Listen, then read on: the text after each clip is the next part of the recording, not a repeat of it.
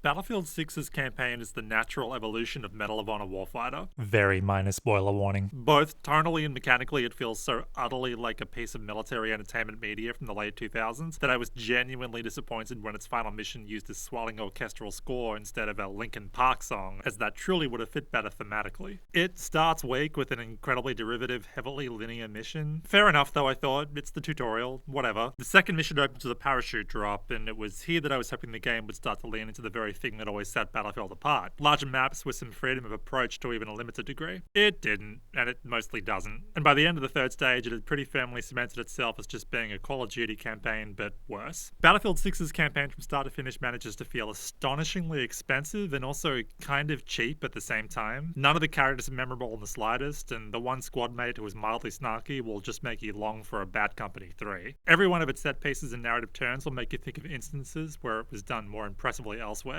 Even its recreation of a very specific patch of the Dumbo waterfront in New York was rendered more accurately in a Payday 3 map, though admittedly there with less fidelity and splendor. And yes, it was very funny to be having gunfights in a place where my wife and I had a lovely date just a few weeks ago. The most frustrating and jarring part of it all, though, was that the final 2 of its 9 missions are really great classic Battlefields. They give you big open spaces where you can use vehicles and approach objectives from more varied angles, and they feel like they're the work of a different team working on a different game project entirely. If your primary interest in Battlefield 6 is its single-player campaign, look elsewhere. Multiplayer is a blast, though.